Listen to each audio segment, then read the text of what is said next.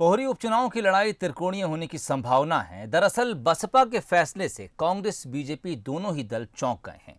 ज्यादा सीटें जीतकर बसपा को सत्ता की चाबी हथियाने की उम्मीद जगी है, जिसके चलते बसपा ने मैदान में प्रत्याशियों को उतार दिया है। प्रदेश में होने वाली उपचुनाव की जंग त्रिकोणी होगी। बीजेपी और बहुजन समाज पार्टी ने तो अपने प्रत्याशी तय कर दिए हैं, वहीं कांग्रेस के आलाकमान सर्वे का इंतजार कर रहे हैं। पोहरी विधानसभा में बीजेपी के प्रत्याशी और राज्य मंत्री सुरेश धाकड़ लगातार गांव-गांव जाकर जनसंपर्क कर रहे हैं, तो बसपा से कैलाश कुशवाहा भी प्रचार में जुट गए, लेकिन कांग्रेस अभी भी असमंजस में नजर आ रही है। कांग्रेस के संभावित प्रत्याशी राम सिंह यादव का कहना है कि यादव समाज का 20,000 से ज्यादा वोट पोहरी विधानसभा में निर्णायक भूमिका में होता है, लेकिन उस समाज के व्यक्ति को कभी भी टिकट नहीं दिया गया, इसलिए मैं अपनी उम्मीदवारी जता रहा हूं। हालांकि उन्होंने ये भी कहा है कि पार्टी किसी को भी टिकट दे, हम सब मिलकर कांग्रेस को जिताएंगे। ठीक है, टिकट तो देखो क्या है, टिकट नॉर्मल प्रक्रिया है, वो सब मांगते हैं, मांगना में कोई बुराई भी नहीं, वो मांगना भी चाहिए। लेकिन ये है कि जिसका भी फाइनल होगा, हम 2, 4, 5 लोग जितने भी, हम सब एक साथ एकजुटता से ताकत के साथ चुनाव लड़ेंगे।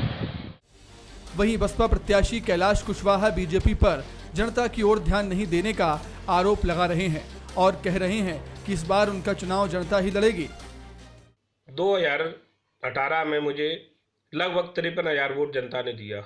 अनुभव की कमी और समय कम होने के कारण मैं मुख्य धारा से बीच पहुंच न सका। नहीं, मुझे विश्वास था कि चुनाव जरूर जीतते, लेकिन फिर भी इतना मत मिला। मैं हमेशा क्षेत्र का ऋणी रहूँगा और अब की बार मुझे जनता भरपूर समर्थन दे रही है और जनता ही मेरा चुनाव लड़ेगी और जनता ही सामने वालों को जवाब देगी। बीजेपी का मानना है कि पोहरी का मुकाबला पहले की तरह त्रिकोणी नहीं होगा, बल्कि कांग्रेस का ही वोट कटेगा और चुनाव में उन्हें केंद्र सरकार की योजना का फायदा मिलेगा।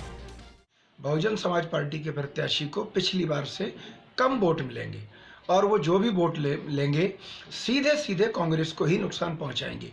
तो अब सीधे सीधे भारतीय जनता पार्टी के पक्ष में मतदान होगा और बहुजन समाज पार्टी का कोर वोटर भी कुछ खिसक करके हमें मिलेगा, क्योंकि उन गरीबों को आवास देने में प्रधानमंत्री नरेंद्र मोदी और शिवराज जी के योगदान को वो हृदय से निकाल नहीं सकते। पार्टियां कुछ भी दावा करें, लेकिन पोहरी में 2018 के चुनाव की तरह ही इस बार भी मुकाबला त्रिकोणी होता नजर आ रहा है। इस क्षेत्र में चुनाव जातिगत समीकरण के आधार पर ही होता है और इस बार देखना दिलचस्प होगा कि जनता किस पार्टी को अपना कीमती वोट देकर जीत का ताज पहनाएगी। फरमान अली, शिवपुरी, बंसल न्यूज।